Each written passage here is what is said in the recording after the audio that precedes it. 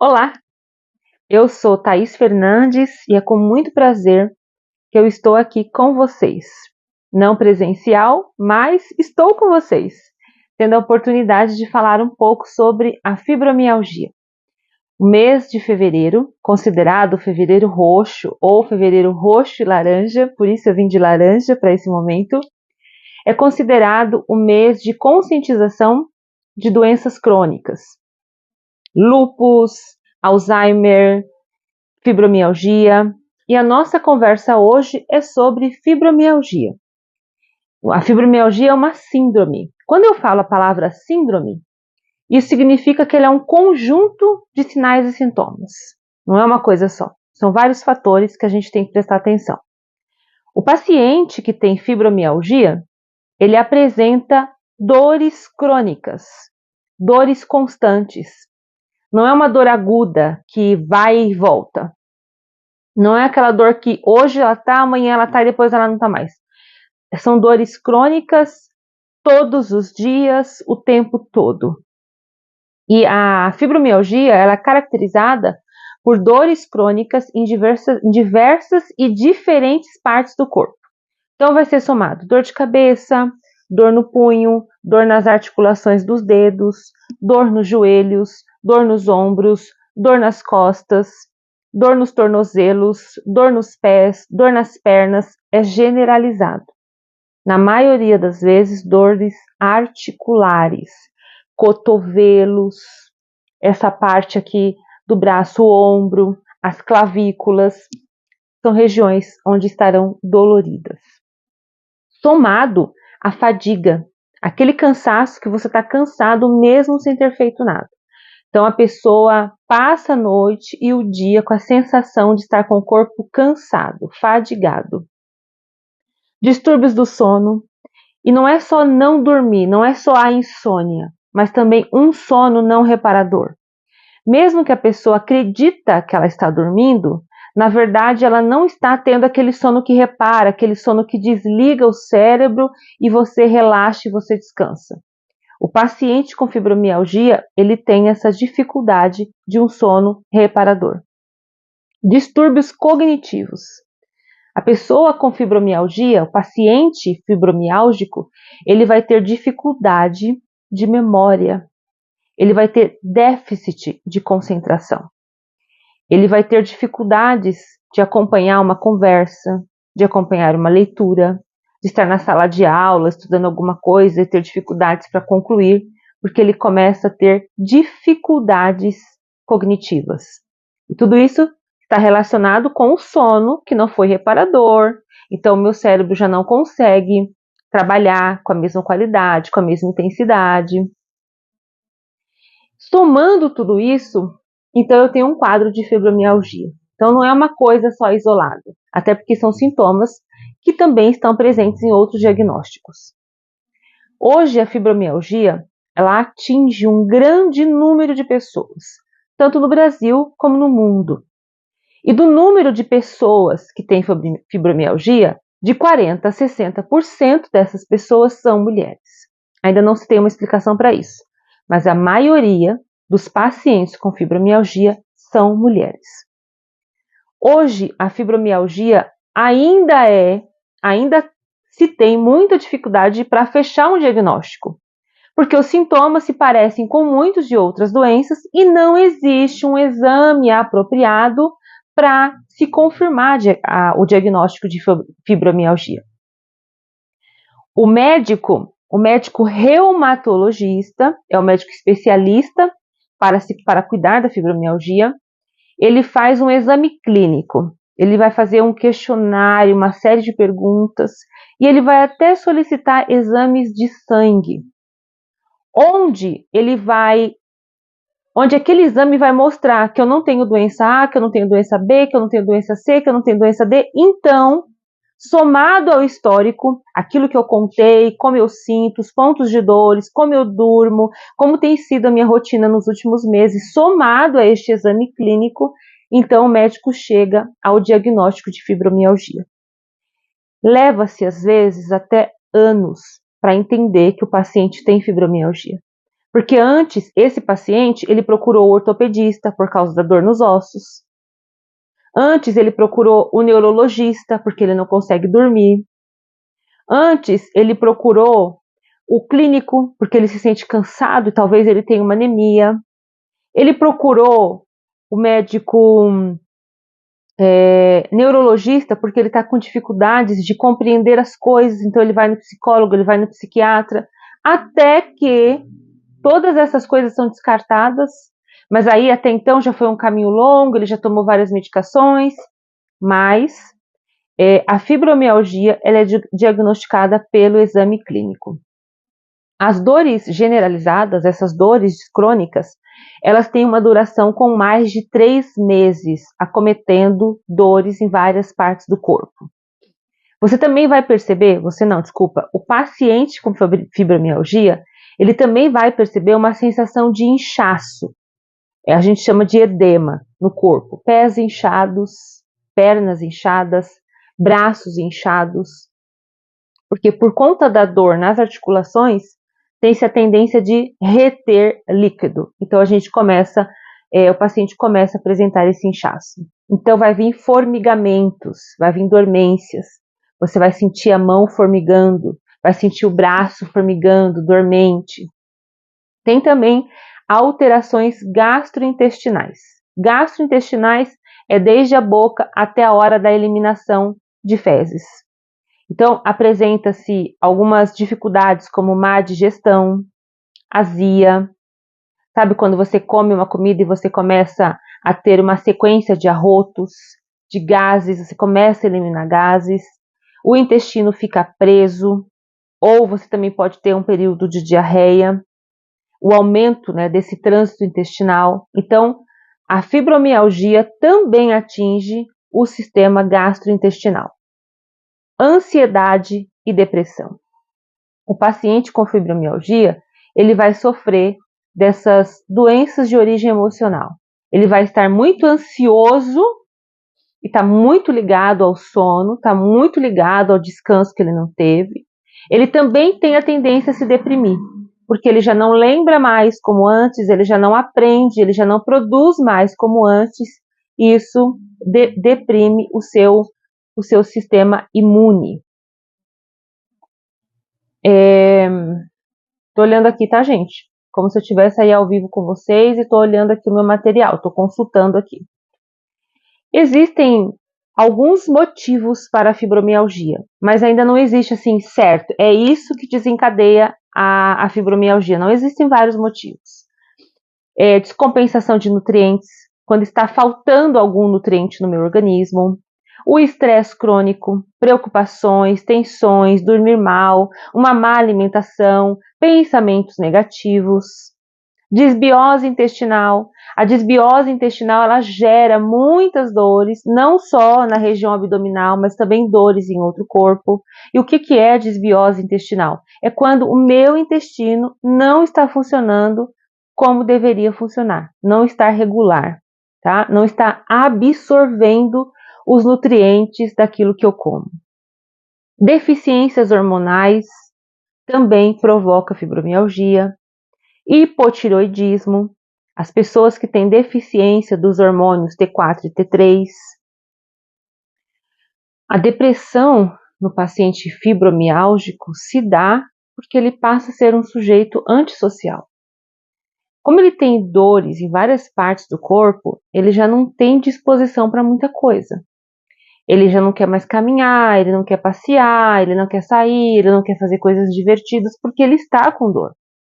Então, é aquele paciente que vai evitar sair e vai evitar receber visita na casa dele. Ele se torna um sujeito antissocial. Ele se torna, gente, até uma pessoa chata. Porque é tanta dor, quem está perto não quer conviver com isso, não quer lidar com isso. Então, ele fica um tanto quanto isolado. E aqui vale a ressalva que toda doença tem origem naquilo que comemos, nos nossos hábitos. Com a fibromialgia não é diferente. A fibromialgia, ela ainda não tem um fator determinante para dizer a causa da fibromialgia é essa. Não. Existem, assim, várias referências. Por exemplo, o estresse pós-traumático. A pessoa viver um trauma muito grande e depois disso ela desenvolver fibromialgia. A pessoa passar por uma situação de um acidente que provocou um grande estresse nela, um luto, uma circunstância psicoemocional de grande esfera, e então depois ela desenvolver a fibromialgia. Existe também fatores genéticos, mas o principal são os meus hábitos de vida, são os meus hábitos alimentares que podem desencadear a fibromialgia. Existe dentro do nosso cérebro as células mitocondriais. São elas que produzem energia para a gente andar, para a gente correr, para a gente falar, para a gente trabalhar, energia para a gente conversar, energia para a gente agachar, levantar, brincar com os filhos, energia. É produzido dentro do nosso cérebro células que nos dão energia. Só que em determinada fase da vida, nós precisamos suplementar, ajudar essas células mitocôndrias para que a gente tenha essa energia necessária. E como é que eu ajudo? É na minha alimentação. Vai depender do que eu como. Então, tem alguns alimentos que vão favorecer o aumento dessa energia, consequentemente protegendo essas minhas células que produzem energia. E que comidas são essas? Do que eu estou falando? Eu estou falando de alimentos ricos em fontes de magnésio, de cálcio, de vitamina B, o complexo de vitaminas B, a vitamina C, ômega 3, coenzima Q10. Então existem várias coisas que o meu corpo tem necessidade, que ele já não consegue mais produzir na quantidade que eu preciso, por isso eu preciso suplementar, eu preciso cuidar da minha alimentação. Então, por exemplo, uma banana. A banana, ela é rica em magnésio. A banana é uma fruta que faz produzir em nós um hormônio chamado serotonina. É o hormônio do bem-estar, é o hormônio da energia, é o hormônio da alegria, que falta no paciente que tem fibromialgia. Então, se eu aumentar o consumo de banana, eu estou contribuindo para evitar a fibromialgia. A banana, o grão de bico, a lentilha, as leguminosas, as oleaginosas, o gengibre, o repolho, são alimentos que vão favorecer o meu intestino, porque tudo começa no intestino. 80% dos neurotransmissores do meu cérebro são produzidos no meu intestino. Por isso que a minha saúde ou a doença instalada no meu corpo se originou naquilo que eu como, naquilo que que acontece a digestão no meu corpo. Então, enriquecer as minhas refeições, a minha alimentação, com isso que eu falei, vai melhorar bastante a sua saúde, te deixando cada vez mais longe da possibilidade de desenvolver a fibromialgia. Porque o seu intestino funcionando regularmente, você vai ter um sono reparador. Porque o que necessitamos de melatonina, que é o hormônio do sono, ela é produzida no nosso intestino. Olha como uma coisa está ligada à outra.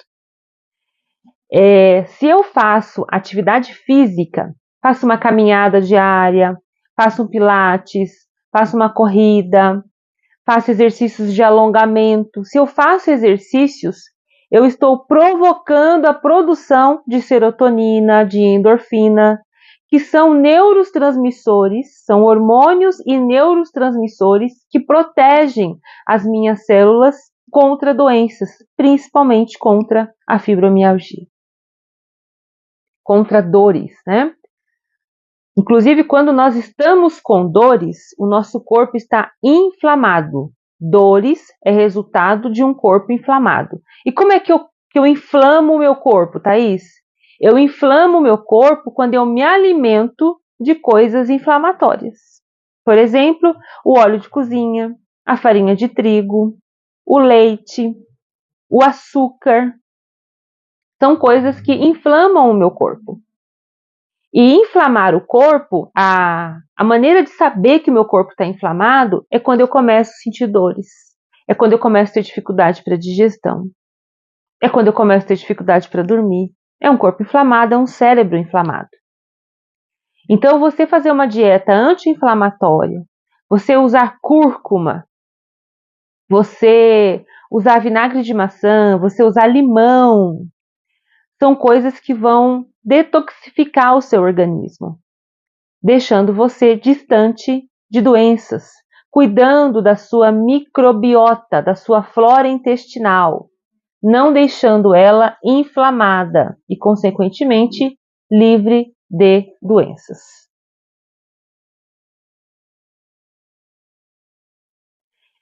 Por que eu estou falando isso, gente? Porque eu já fui diagnosticada com fibromialgia. Eu fui diagnosticada com fibromialgia após um trauma, uma situação difícil que eu passei na minha vida.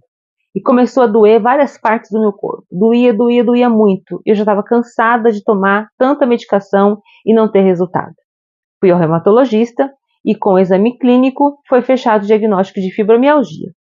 E ela me disse que eu teria que tomar remédio para o resto da vida, né? Quem tem fibromialgia toma remédio para toda a vida. Mas eu disse assim para ela: não, eu não aceito tomar remédio para toda a vida. Deve existir um outro caminho.